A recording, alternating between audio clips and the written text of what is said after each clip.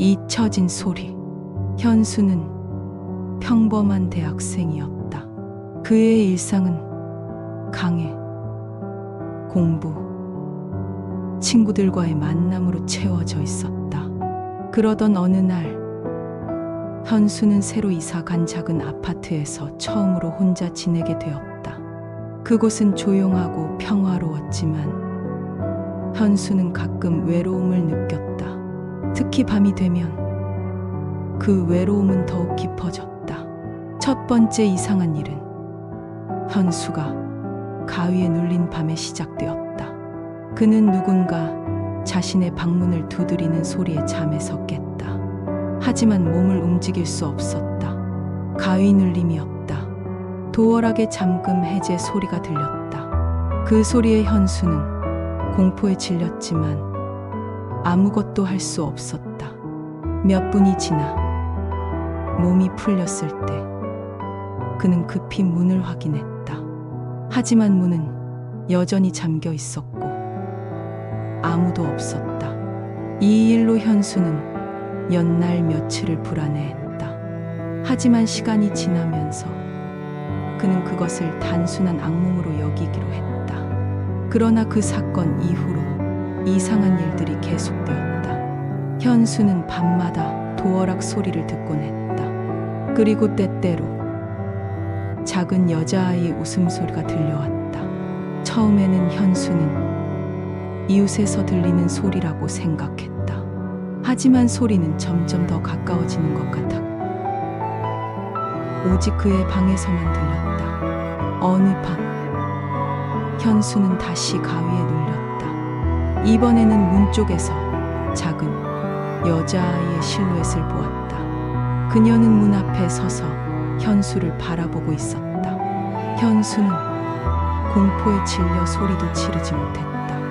아이는 천천히 손을 들어 현수를 가리키며 엄마라고 속삭였다. 그 순간 현수의 몸이 풀렸고 아이의 모습은 사라졌다. 이 사건 이후 현수는 그 아파트에 대한 조사를 시작했다. 그는 아파트에 이전 세입자가 한 여자와 그녀의 딸이었다는 사실을 알게 되었다. 그들은 몇 년 전에 갑작스럽게 사라졌고 그 이후로 아무도 그들의 소식을 듣지 못했다. 현수는 더 깊은 조사를 위해 그 여자의 남편을 찾아갔다. 남편은 처음에는 말을 아꼈지만 현수의 집요한 질문에 결국 모든 것을 털어놓았다. 그의 아내와 딸은 사실 그가 살해한 것이었다. 그는 범행 후 시신을 아파트 근처에 버렸다고 고백했다. 그 남자는 현수 앞에서 경찰에 자수했다. 현수는 이 모든 과정을 통해 그 작은 여자아이 귀신이 자신에게 도움을 요청했다는 사실을 깨달았다. 아이는 자신과 엄마의 죽음에 대한 진실을 알리고 싶었던 것이다. 현수는 마지막으로 아파트로 돌아가 그 아이에게 엄마와 함께 평화롭게 떠날 수 있도록 기도했다. 그날 밤 현수는 다시 가위에 눌렸다. 하지만 이번에는 두려움 대신 평화가 그를 감쌌다. 작은 여자아이가 다시 나타났지만 이번에는 미소를 지으며 고마워요 라고 말했다. 그리고는 밝은 빛 속으로 사라졌다. 현수는 그 순간부터 다시는 가위 눌림을 경험하지 않았고 도어락 소리나 여자아이의 웃음소리도 듣지 못했다. 잊혀진 소리는 그렇게 마무리되었다. 현수는 깨달았다. 때로는 우리가 듣는 소리들이 우리에게 중요한 메시지를 전달하기 위해 존재한다는 것을, 그리고 때로는 그 메시지를 듣고 행동하는 것이 우리가 할 수 있는 가장 큰 도움이 될 수 있다는 것을.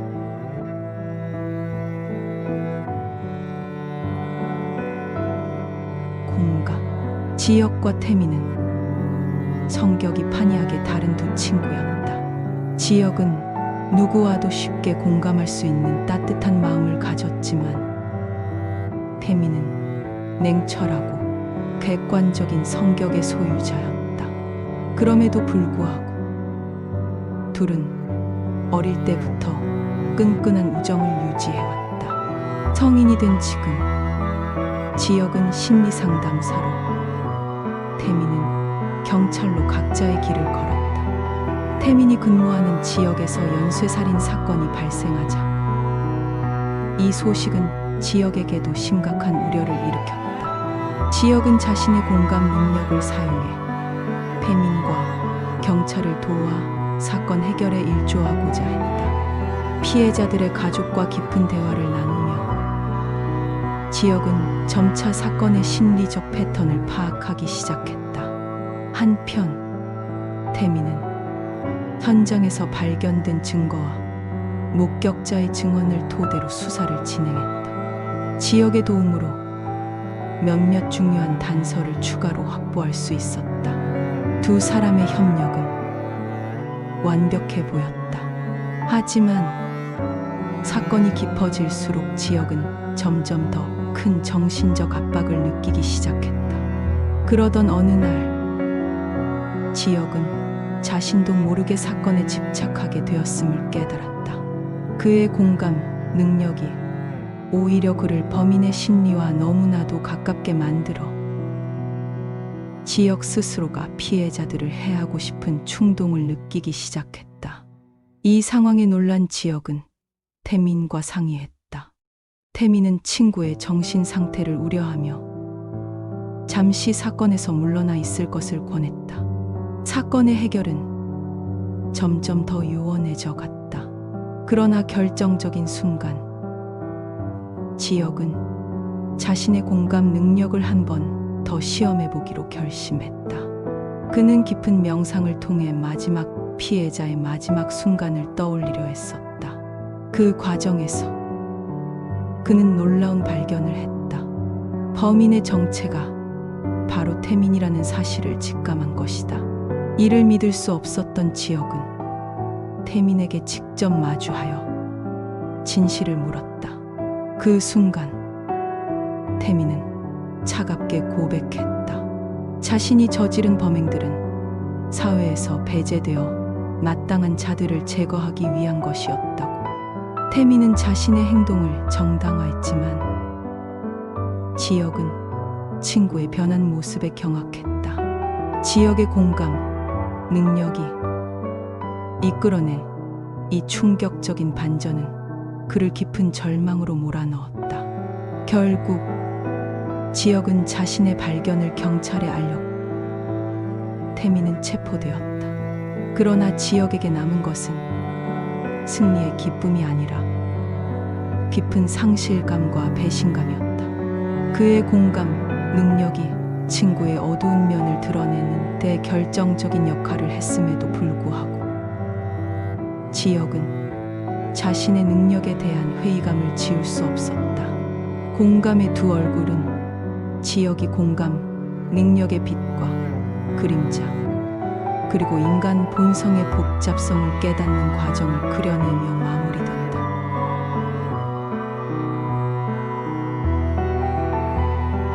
(202호의 시계) 민수는 고3을 마치고 재수를 결심한 후 서울의 한 고시원으로 들어갔다. 선택한 방은 202호였다. 고시원은 조용했고 방은 창문 하나가 전부였지만 민수에게는 공부에 집중할 수 있는 완벽한 장소로 보였다. 재수 생활의 시작과 함께 민수는 매일 같은 일정으로 공부했다. 아침 6시에 일어나 밤 12시까지 쉼 없이 공부하는 것이 그의 일과였다. 그의 유일한 동반자는 시험까지 남은 날짜를 알려주는 알람이었다. 민수는 공부에 몰두하느라 다른 재수생들과 크게 어울리지 않았다. 그런 그에게 202호는 고요하고 평화로운 피난처였다. 하지만 어느 날 밤 그의 평화는 깨졌다. 민수는 공부를 마치고 잠자리에 들려고 할 때 격시계의 알람 소리가 들렸다. 그것은 평소에 맞춰둔 시간이 아니었다. 시계를 확인해 보니 알람은 자정을 가리키고 있었다. 민수는 당황했지만 시계를 다시 맞추고 잠자리에 들었다. 다음 날 민수는 다시 한번 알람 소리에 잠에서 깼다. 이번에도 자정이었다. 그러나 이상한 점이 하나 있었다. 시계의 알람을 끄고 다시 잠들려는 순간 창문 너머에서 누군가의 신음소리 같은 것이 들려왔다. 민수는 소리가 나는 방향으로 시선을 돌렸지만 어두워서 아무것도 볼 수 없었다. 그는 자신의 귀를 의심하며 다시 잠들었다. 이 일이 며칠간 계속되었다. 매일 밤 자정이 되면 알람이 울리고 창문 너머에서는 신음소리가 들려왔다. 민수는 고시원 관리자에게 이상한 현상에 대해 물었지만 관리자는 202호에는 특별한 문제가 없다고만 답했다. 그러나 민수는 뭔가 이상함을 느꼈다. 그래서 고시원에 대해 조사하기 시작했다. 그의 조사 결과는 충격적이었다. 몇 년 전 202호에 살던 재수생이 스트레스로 인한 우울증으로 자살한 사건이 있었다. 그 학생 역시 매일 자정에 알람을 맞추고 공부를 하다가 너무 큰 압박감을 견디지 못하고 생을 마감했다는 것이다. 민수는 그 소식에 소름이 돋았다. 그 후로 그는 자정이 되면 더 이상 알람 소리를 듣지 못했다. 대신 그 시간이 되면 창문 너머에서 들리던 신음 소리가 점점 더 크고 명확하게 들려오기 시작했다. 이제 그 소리는 무시할 수 없는 수준이 되어버렸고 민수는 밤마다 불안에 떨며 잠을 이루지 못했다. 결국 민수는 창문 너머의 진실을 밝혀내기로 결심했다. 그는 자정이 다가오는 밤 용기를 내어 창문을 열고 밖을 살펴보았다. 그러나 그가 발견한 것은 놀랍게도 고시원의 뒷골목에 불과했다. 신음소리의 출처를 찾을 수 없었다. 실망한 채로 방으로 돌아온 민수는 갑자기 방 안의 온도가 급격히 떨어지는 것을 느꼈다. 그 순간 벽시계의 알람이 다시 울리기 시작했다. 하지만 이번에는 뭔가가 달랐다. 시계의 알람 소리가 아니라 그가 이사 오기 전에 쓰던 분명히 버린 줄 알았던 휴대폰에서 알람 소리가 울리고 있었다. 민수는 경악하여 휴대폰을 찾아 방 안을 뒤졌다. 그리고 그의 책상 서랍 깊숙한 곳에서 그 휴대폰을 발견했다. 화면에는 자정을 알리는 알람이 울리고 있었고 배경 화면은 그가 전혀 기억하지 못하는 어두운 방의 사진이었다. 그 순간 민수는 깨달았다. 자신이 매일 밤 듣던 신음소리의 출처는 바로 자신이었다. 스트레스와 압박감 속에서 그의 무의식은 과거에 자살한 재수생과 동일한 경험을 하고 있었던 것이다. 그 밤 이후 민수는 더 이상 고시원에 머무를 수 없었다. 그는 자신의 건강과 정신 상태를 위해 재수를 포기하기로 결정했다. 고시원을 떠나기 전 민수는 202호를 마지막으로 바라보았다. 그리고 그는 깊은 숨을 쉬며 스스로에게 약속했다. 더 이상 자신을 과도한 압박감에 몰아넣지 않겠다고. 그는 그 방과 그 방에 얽힌 악몽을 뒤로하고 새로운 시작을 맞이했다. 민수의 이야기는 고시원 202호의 문이 닫히면서 끝이 났다. 하지만 그 방의 벽시계는 여전히 그 자리에 남아 있었고 다음에 그 방을 선택할 불운한 재수생을 기다리고 있었다. 202호의 시계는 그곳에 머무는 이들에게 시간이 아닌 자신과의 싸움을 알리는 경고의 메시지를 전하고 있었다.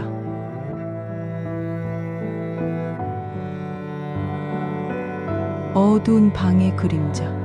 한영과 그의 아들 지우는 새로운 집으로 이사했다. 그 집은 조금 오래되었지만 넓은 거실과 밝은 창문이 마음에 들었다. 이사하는 날, 한영은 지훈에게 특별한 위인전을 읽어주기로 약속했다. 그들은 박스를 풀면서 우연히 어두운 방 하나를 발견했다. 그 방은 이전 주인이 떠나면서 놓고 간 것 같은 낡은 칼과 몇 권의 책이 놓여 있었다. 밤이 되고 한영과 지우는 거실에 앉아 책을 읽기 시작했다. 그때 창문 밖에서 이상한 소리가 들려왔다. 마치 무언가가 창문을 긁는 듯한 소리였다. 한영은 아들을 안심시키러 창밖을 확인하러 갔지만 아무것도 발견하지 못했다. 다시 책 읽기에 집중하려 할 때 갑자기 어두운 방에서 나지막한 소리가 들려왔다. 한영은 지훈을 거실에 남겨둔 채 조심스럽게 어두운 방으로 향했다. 방 안은 음산하고 공기는 차가웠다. 그는 낡은 칼 옆에 놓인 책을 발견했다. 그 책은 이 집의 이전 주인이 쓴 일기였다. 일기에는 이 집에서 벌어진 끔찍한 사건들과 그 낡은 칼에 비밀이 적혀 있었다. 한영은 일기를 읽다가 뒤에서 무언가 움직이는 소리를 들었다. 그는 공포에 질려 뒤돌아보았다. 그 순간 창문 밖으로부터 들어온 달빛이 강 안에 있던 무언가의 그림자를 비추었다. 한영은 숨을 죽이고 그림자를 주시했다. 그러나 그림자는 움직임을 멈췄고 얼마 지나지 않아 사라졌다. 한영은 지훈에게 달려가 그를 안심시키고 둘은 그날 밤 더 이상 그 방에 가까이 가지 않았다. 다음 날 한영은 집의 역사를 조사하기로 결심했다. 그는 지역 도서관과 이전 주인에 대한 정보를 찾기 시작했다. 그의 조사 끝에 충격적인 사실이 밝혀졌다. 이전 주인은 한때 유명한 작가였으나 정신질환을 앓고 있었다. 그는 자신의 아들을 그 집의 어두운 방에서 참혹하게 살해한 후 그 범죄의 도구였던 칼과 함께 그 방에 자신을 가뒀다. 그날 이후로 그의 영혼은 집 안에 머물며 새로운 주인들에게 경고하려 했다고 한다. 한영은 두려움과 안타까움에 휩싸였다. 그는 집을 떠나려고 결심했지만 마지막으로 어두운 방을 다시 한번 확인하기로 했다. 방에 들어서자 그는 바닥에 떨어진 일기장 한 페이지를 발견했다. 그 페이지에는 끔찍한 진실이 적혀 있었다. 이전 주인이 살해한 것은 자신의 아들이 아니었다. 진짜 아들은 다름 아닌 한영이었다. 한영은 그 사실을 깨닫고 충격에 빠졌다. 그의 기억이 조작된 것이었다. 그는 자신이 이전 주인의 진짜 아들이며 그 끔찍한 밤의 유일한 생존자였다.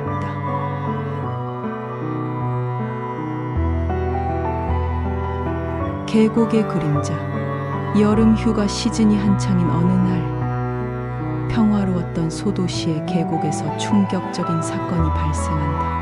한 젊은 여성이 수영 중이던 계곡에서 끔찍하게 살해되어 발견된다. 이 사건은 지역 사회에 큰 충격을 주며 강력계 형사 덕수가 이 사건을 해결하기 위해 파견된다.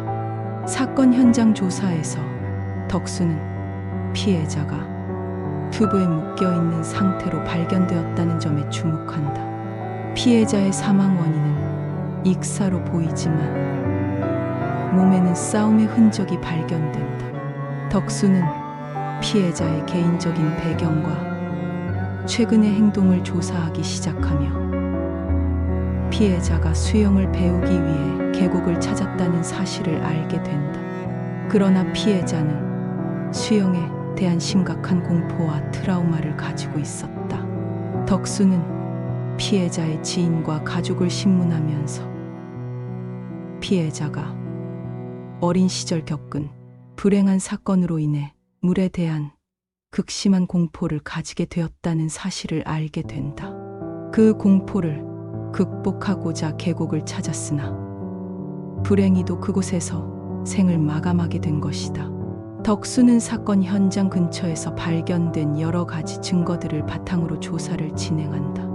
휴가철을 맞아 계곡을 찾은 많은 사람들 사이에서 피해자와 어떠한 연관이 있을 수 있는 몇몇 인물에 대한 정보를 수집한다.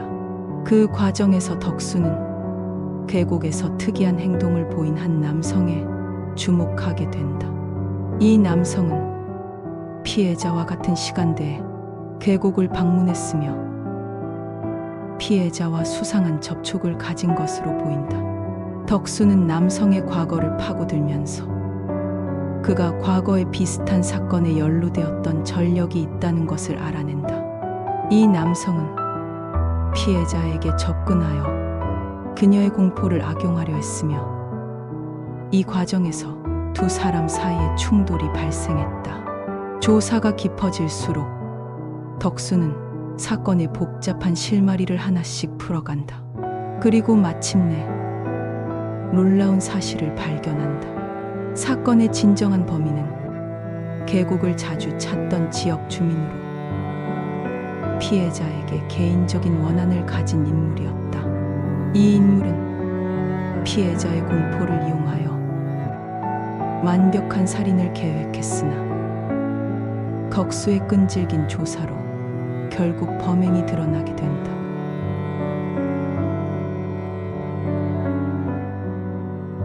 커튼 너머의 진실.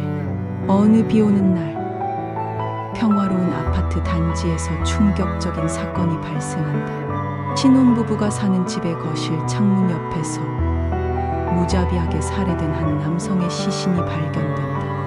이 사건의 조사를 맡게 된 형사 덕수는 범인을 찾기 위한 여정을 시작한다. 사건 현장은 신혼집으로 피해자는 그 집에 살고 있지 않은 외부인으로 밝혀진다. 이 사실은 덕수에게 첫 번째 수수께끼를 제공한다. 피해자가 왜 그곳에 있었는지, 그리고 왜 그런 잔인한 방식으로 삶을 이뤄야 했는지에 대한 의문이다. 덕수는 부부의 관계와 그들의 사회적 연결고리를 조사하기 시작한다. 초기 조사에서는 모든 것이 평범해 보이지만 덕수는 세세한 부분까지 주의 깊게 살펴보며 단서를 찾아낸다. 그 과정에서 덕수는 창문 옆에 걸린 커튼 뒤에 숨겨진 비밀 카메라를 발견한다. 이 카메라는 피해자가 사망하기 직전의 상황을 기록하고 있었다. 카메라의 영상을 분석한 결과 덕수는 사건 당일 부부 사이에 긴장된 분위기가 있었다는 것을 알게 된다. 피해자는 사실 부부 중 한 명과 과거 연인 사이였으며 그날 그들을 협박하기 위해 집에 온 것으로 밝혀진다. 비 오는 날씨로 인해 외부의 소음이 커져 내부의 소리가 외부로 새어나가지 않았다. 덕수는 사건의 복잡성을 깨닫고 각각의 관계와 감정의 미묘한 변화를 추적하기 시작한다. 그 과정에서 덕수는 부부 중 한 명이 과거의 연인을 죽인 것이 아니라 실제로는 더 복잡한 감정의 얽힘과 오해가 있었다는 것을 알아낸다. 조사가 진행될수록 덕수는 이 사건이 단순한 삼각관계의 결과가 아니라 더 깊은 가족의 비밀과 관련이 있다는 것을 발견한다.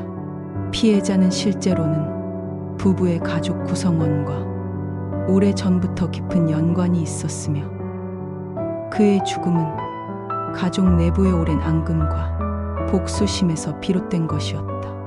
결국 덕수는 창문 너머 커튼이 가린 진실을 밝혀내고 사건의 진정한 범인을 체포한다. 하지만 이 사건은 단순한 살인 사건 이상의 것이었다. 덕수에게 남겨진 것은 사람들이 얼마나 쉽게 서로를 속이고 사랑과 증오가 얼마나 가까이 공존할 수 있는지에 대한 깊은 성찰이었다.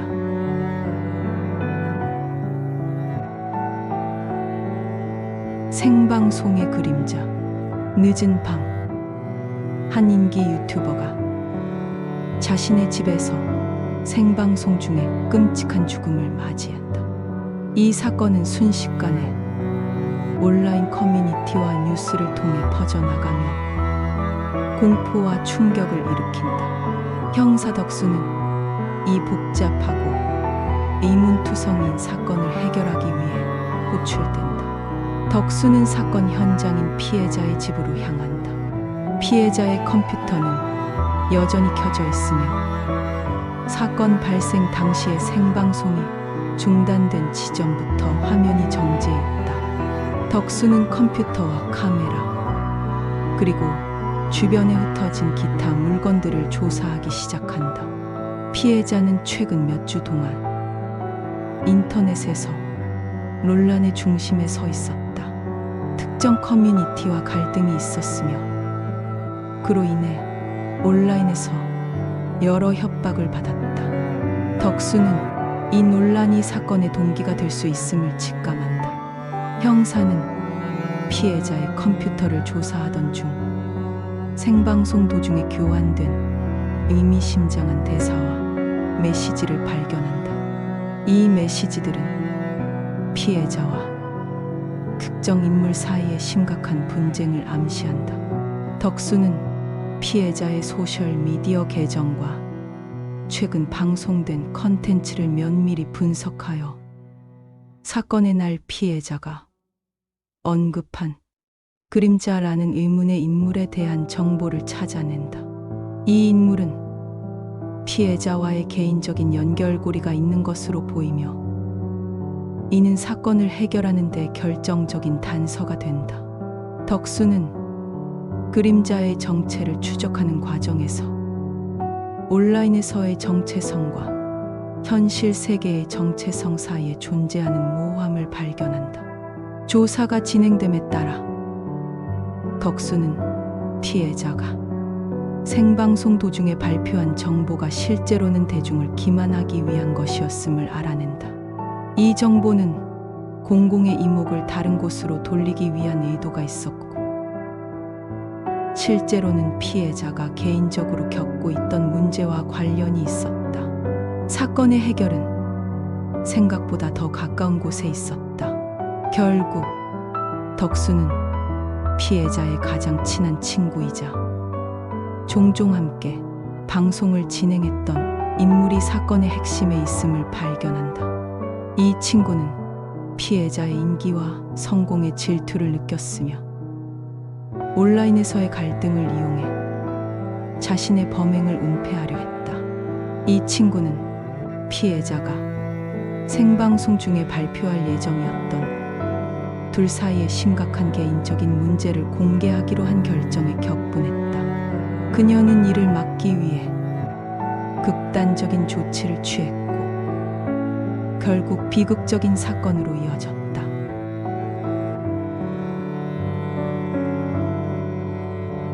도끼의 그림자. 무더운 여름, 한적한 마을의 평화는 끔찍한 도끼 살인 사건으로 깨어진다. 희생자는 부유한 가정의 가장이었으며 그의 집에서 잔인하게 살해된 채 발견된다. 이 사건을 맡게 된 강력계 형사 덕수는 복잡한 가족 관계와 거대한 재산을 둘러싼 음모를 파헤치며 진실을 찾아 나선다. 사건 현장에서 덕수는 희생자의 손에 꽉 쥐어진 위조된 문서를 발견한다. 이 문서는 희생자가 사망하기 직전 자신의 유산을 재분배하는 내용을 담고 있었으며 가장 유리한 위치에 있던 사람은 바로 그의 사업 파트너였다. 이로 인해 사업 파트너는 주요 용의자로 지목된다. 덕수는 사건의 진상을 밝히기 위해 희생자의 가족, 친구, 직장 동료를 신문한다. 각각의 신문은 더욱 깊은 비밀과 가족 내부의 갈등, 그리고 배신의 층을 드러낸다. 그 과정에서 덕수는 희생자가 가족 이외에도 많은 적을 만들었다는 사실을 알게 된다. 조사가 진행됨에 따라 덕수는 희생자의 집 근처에 있는 폐허가 된 도피처를 발견한다. 그곳에서 덕수는 희생자의 가장 큰 비밀 중 하나를 밝혀내고 사건의 전환점을 마주한다. 도피처에서 발견된 증거는 희생자가 사실은 가족을 위협하는 불법적인 사업에 깊이 관여하고 있었으며 이로 인해 여러 적을 만들었다는 것을 드러낸다. 덕수는 증거와 신문을 통해 희생자가 사망하기 직전에 많은 사람들에게 큰 적대감을 샀다는 것을 깨닫는다. 그러나 사건의 결정적인 순간에 이르러 덕수는 예상치 못한 반전에 직면한다. 사건의 진정한 범인은 바로 희생자의 가장 가까웠던 가족 구성원 중 한 명이었다. 이 가족 구성원은 오랫동안 희생자로부터 정신적, 육체적 학대를 받아왔으며 끝내는 가족을 보호하기 위해 극단적인 선택을 하게 된다. 위조된 문서는 사실 그들이 희생자로부터 자유롭기 위해 나련한 계획의 일부였던 것이다. 덕수는 사건을 해결하고 진실을 밝히지만 그 과정에서 마주한 인간 내면의 어두움과 가족 내부의 복잡한 갈등에 대해 깊은 성찰에 잠긴다. 사건 해결 후에도 덕수는 사회적, 가정적 관계 속에 숨겨진 진실과 그로 인해 발생할 수 있는 극단적인 선택에 대해 오랫동안 고민하게 된다. 비닐의 숨결. 어느 날 작은 도시의 평온한 일상은 끔찍한 살인 사건으로 인해 깨어진다. 피해자는 젊은 여성으로 그녀의 원룸에서 비닐봉지로 얼굴이 감싸인 채 숨진 채 발견된다. 이 사건을 맡은 강력계 형사 덕수는 사건의 배후의 숨은 진실을 찾기 위해 조사를 시작한다. 덕수는 피해자의 원룸을 살펴보면서 사건의 단서를 찾기 시작한다. 원룸은 정돈되어 있었고 피해자의 일상생활에는 별다른 이상이 없어 보였다. 하지만 화장실의 거울 위에 붙어있는 한 장의 메모가 덕수의 눈길을 끈다. 숨을 쉴 수 없어 라는 메시지가 적혀 있었다. 이 메시지는 덕수에게 깊은 의문을 불러일으킨다. 피해자의 사회적 관계와 최근 행적을 파고드는 과정에서 덕수는 피해자가 자신의 원룸 건물에서 이상한 소음과 계단을 오르내리는 소리에 대해 이웃들에게 불평한 적이 있다는 사실을 알게 된다. 사건의 전환점은 피해자의 친구가 덕수에게 제공한 정보에서 찾아진다. 피해자가 최근에 자신을 스토킹하던 이웃 남성에 대해 걱정하고 있었다는 것이다. 덕수는 이 남성을 추적하기 시작하지만 그 과정에서 예상치 못한 장애물에 부딪힌다. 그 남성은 이미 몇 달 전에 다른 도시로 이사 갔으며 사건 당일에는 알리바이가 있었다. 조사가 교착 상태에 빠지면서 덕수는 점점 더 많은 압력을 받는다. 그러던 중 또 다른 피해자가 같은 방식으로 살해되어 발검된다. 이번 피해자 역시 원룸에서 숨진 채로 발견되었으며 화장실 거울에는 숨을 쉴 수 없어 라는 동일한 메시지가 남겨져 있었다. 덕수는 이 두 사건 사이의 연관성을 추적하기 시작하면서 피해자들이 사망하기 전에 같은 건물의 계단을 사용한 것으로 보이는 모호한 폐쇄회로 텔레비전 CCTV 영상을 발견한다. 이 영상은 덕수를 사건의 결정적인 순간으로 이끈다. 마침내 덕수는 놀라운 사실을 발견한다. 범인은 다름 아닌 피해자들이 살던 원룸 건물의 관리인이었다. 그는 평범한 외모와 친절한 태도로 주민들 사이에서 의심을 피해왔다. 관리인은 오랫동안 자신의 욕구를 억누르며 살아왔고 결국 그 억눌린 분노가 연쇄 살인으로 표출된 것이었다. 덕수는 관리인을 체포하고 사건을 해결하는 데 성공한다. 하지만 이 사건은 덕수에게 무엇이 진정한 악인지에 대한 깊은 성찰을 남긴다. 바로 우리 주변의 평범함 속에 숨겨진 어둠과 그 어둠을 향한 우리의 무지와 무관심이었다. 사건은 해결되었지만 덕수와 도시의 주민들은 이 사건이 남긴 교훈을 잊지 않는다. 평범한 일상 속에서도 우리를 둘러싼 세상에 대해 항상 주의를 기울이고 이웃에 대한 이해와 배려가 얼마나 중요한지를 깨닫게 된다.